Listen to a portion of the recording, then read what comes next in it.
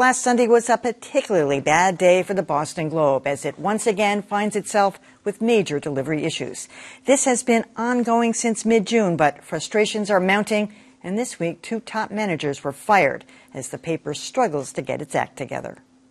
It's been a chaotic year at the Boston Globe, a newsroom restructure, the consolidation of print operations in Taunton, followed by the move from Morrissey Boulevard to New Digs downtown. I'm gonna miss this place. The changes were meant to improve efficiency, but for reasons that aren't clear, the Taunton plant has struggled to meet production deadlines, once again wreaking havoc with home delivery. And you can only beat your head against the wall for so long. That's David Cable Murphy, a decades-long Globe subscriber.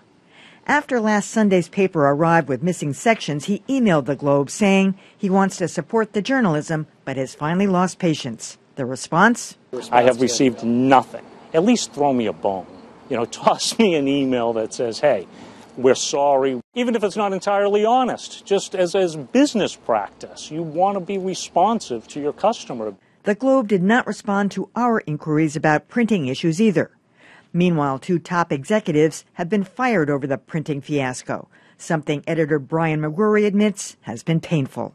It's proven more difficult than we anticipated to get quality newspapers out in a timely way. So some decisions were made over here this week, and the result is some very, very good, high-quality people are no longer here at the Globe.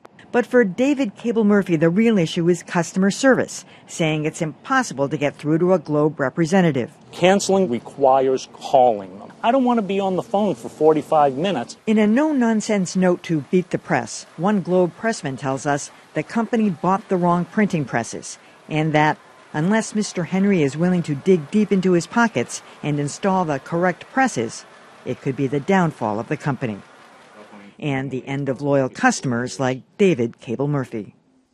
First of all, my hat's off to Phil McHogan, who sent us an email, as you know, Dan, saying this is a pressman. I mean, his job is on the line. He said they made a mistake, and they have to acknowledge it. They've got the wrong presses in there. Apparently, I don't know enough about it to be certain, but he says they're commercial presses. They're not meant to run a daily newspaper operation, and it's going to be a big investment for them. The biggest problem they have is they're unresponsive. You can't get the website is impossible to maneuver. You can't do what you want on the website. They don't want you to be able to do it. And I spent 45 minutes also on the phone out of frustration, and I ended up canceling my subscription too. I have it on digital, but.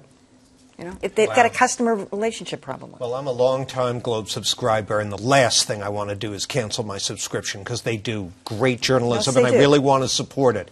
However, I'm afraid I have to add to the litany of woe. I went away for several days over the Labor Day weekend and had stopped home delivery of my newspaper for 3 days using the automated system. Guess what I found when I got home? Newspapers littering the front. Might as well have sent over a giant neon sign saying, "Not home, come in and rob me." Yeah. Wow. I contacted them, wound up online chatting with whoever it was who was very gracious, but had no answers for me.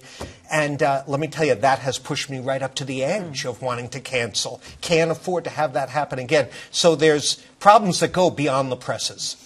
The single biggest problem here has been a lack of transparency, not just with customers, but with the public. Yeah. The Globe is an important public institution.